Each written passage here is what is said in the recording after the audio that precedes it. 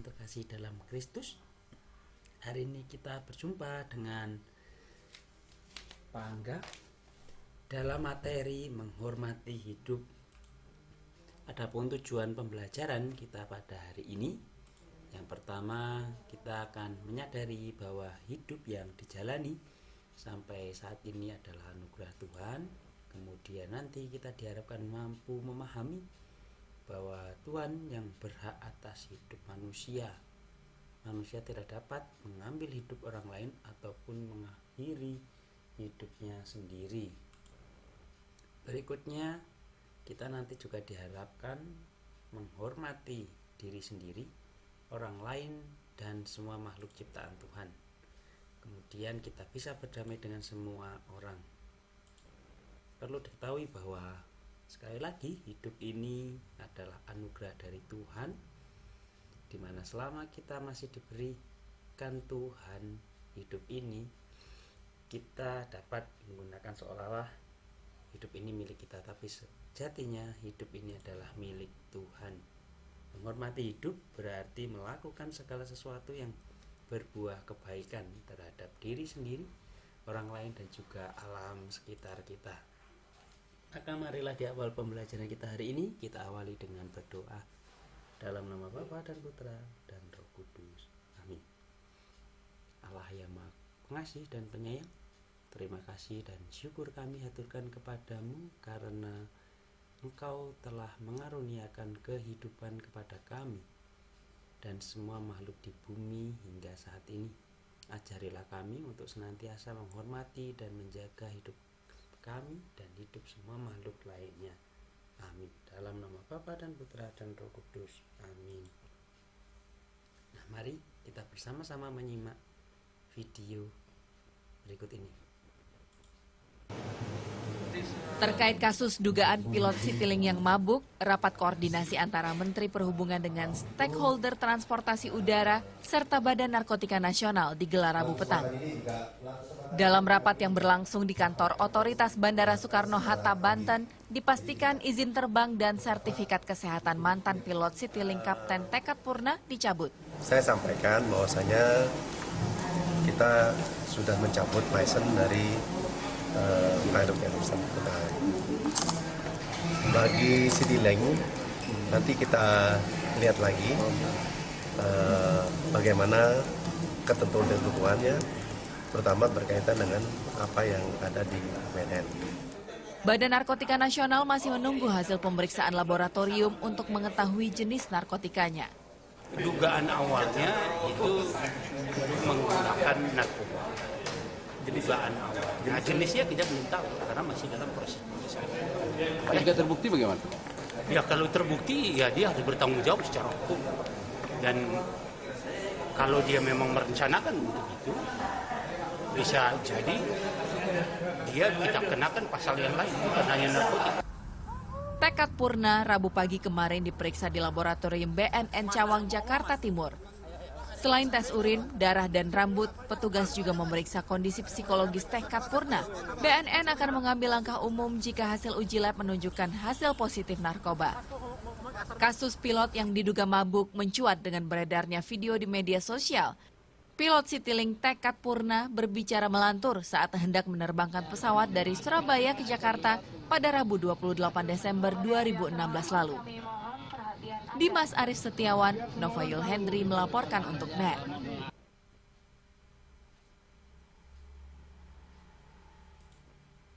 Nah, anak-anak sudah melihat video tadi seorang pilot yang kedapatan mabuk sebelum dia menerbangkan pesawatnya.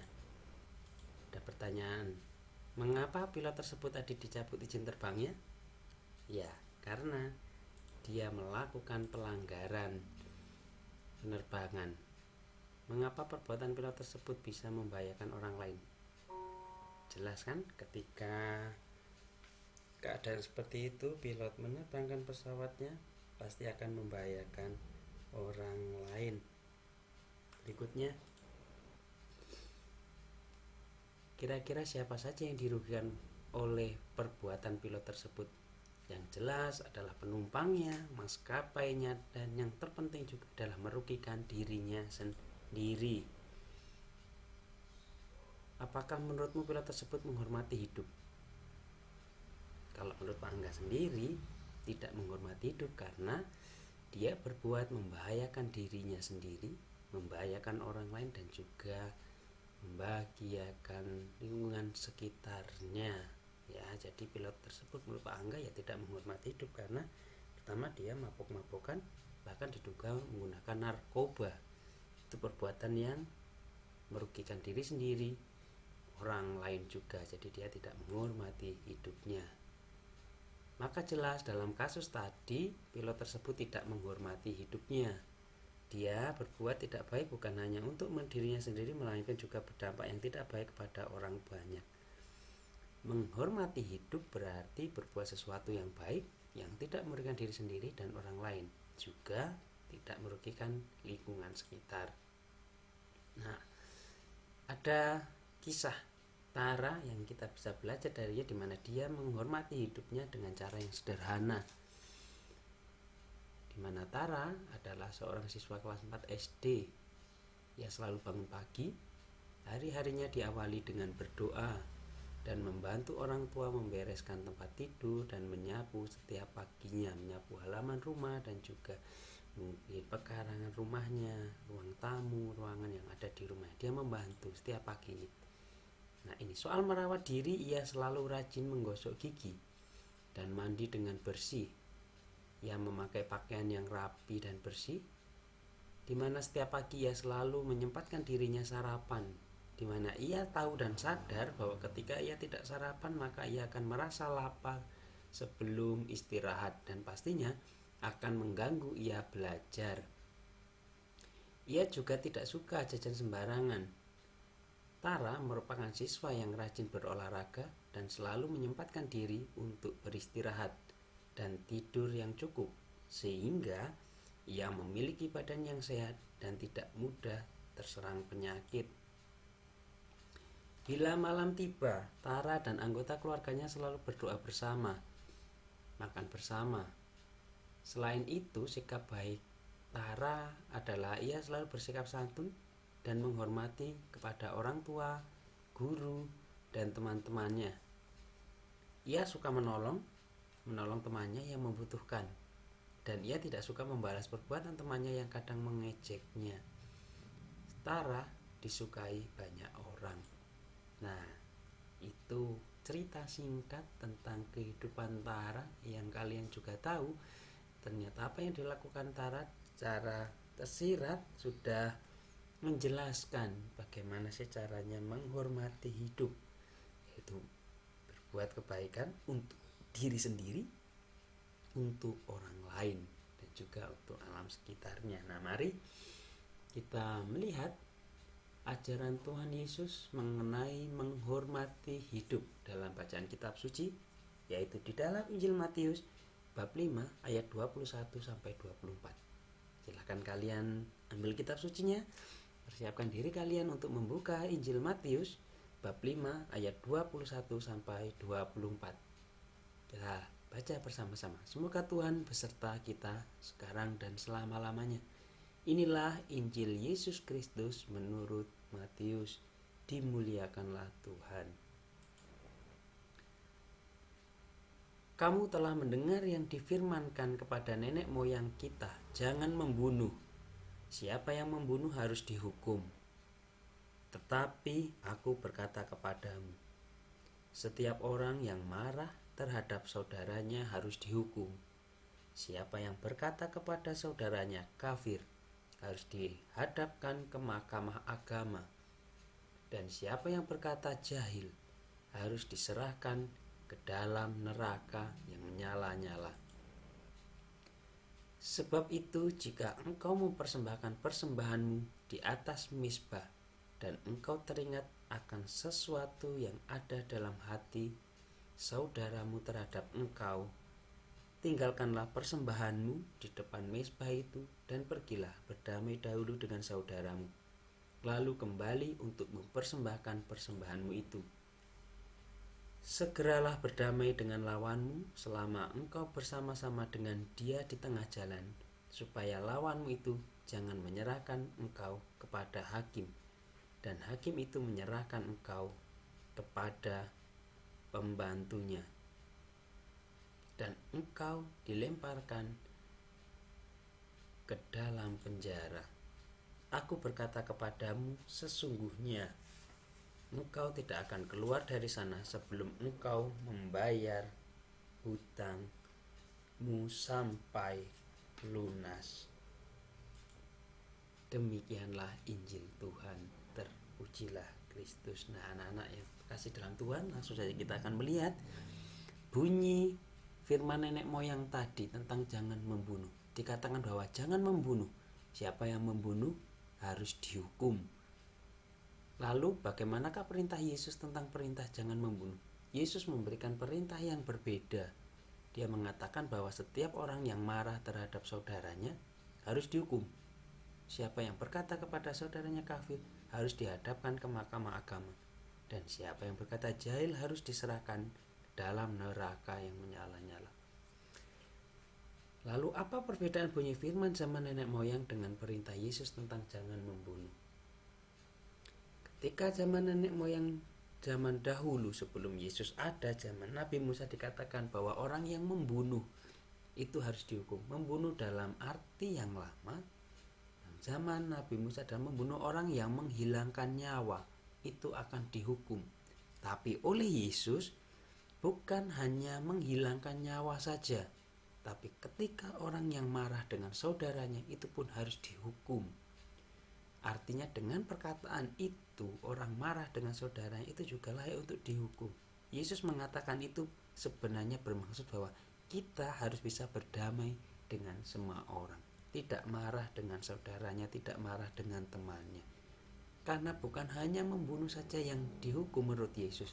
Dan kata membunuh bukan hanya menghilangkan nyawa, tapi ketika kita berbicara tidak baik kepada orang, mungkin membuli, mengejek teman-temannya, itu juga dikatakan tanda petik membunuh karakter seseorang. Kita tahu beberapa kasus yang belum lama ini, seorang anak SD membunuh temannya. Karena apa? Sering diejek di sekolah, sering dibully. Nah, artinya apa? Bahwa ternyata bukan hanya menghilangkan nyawa orang, tapi ketika kita menggunakan kata-kata kita untuk menyakiti orang lain, untuk mengatakan yang tidak baik, itu juga sesuatu hal yang dikatakan membunuh karakter seseorang, dan artinya juga harus mendapatkan hukuman ketika Yesus mengatakan itu. Lebih lagi yang Yesus katakan nanti di sini bahwa berdamai itu sungguh penting, karena Yesus juga mengatakan bahwa ketika kamu berdoa tetapi kamu masih menyimpan marah di sini adalah dendam. Ketika kamu berdoa dan ternyata kamu masih menyimpan dendam terhadap saudaramu, maka kamu harus pergi berdamai dulu kepada saudaramu dan lanjutkan berdoa. Yesus menekankan bahwa ternyata berdamai itu lebih penting. Damai diri kita sendiri dengan Tuhan, diri kita dengan diri kita, dan diri kita dengan sesama itu lebih penting daripada persembahan doa kita kepada Tuhan, tetapi kita masih menyimpan dendam.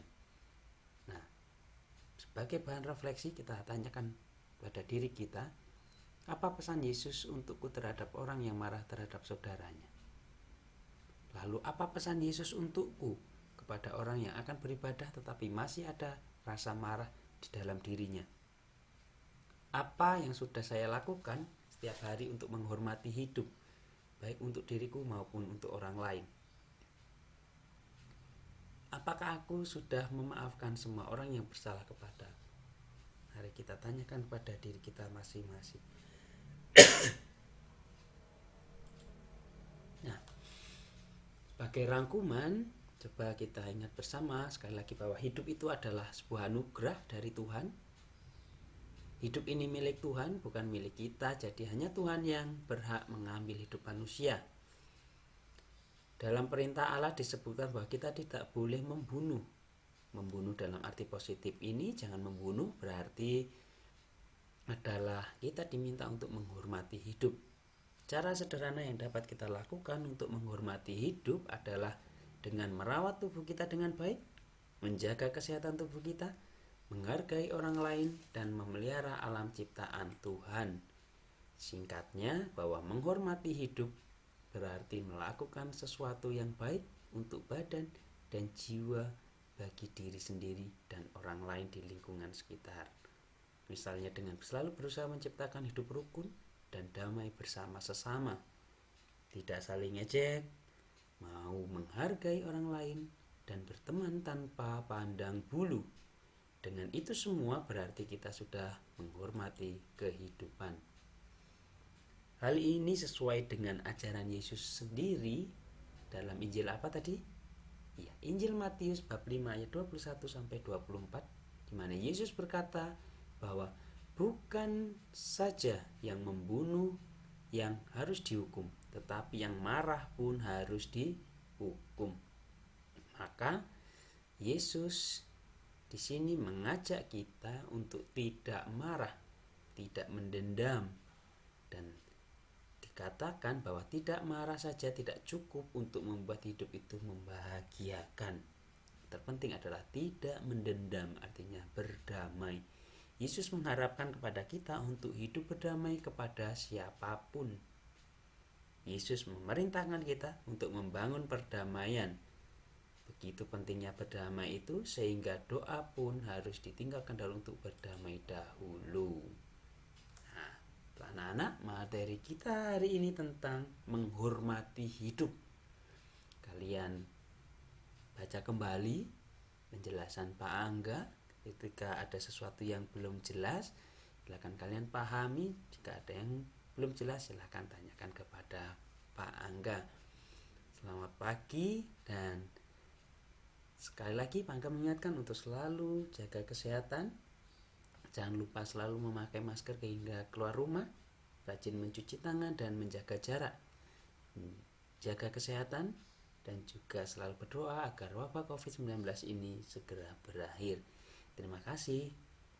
Tuhan Yesus memberkati.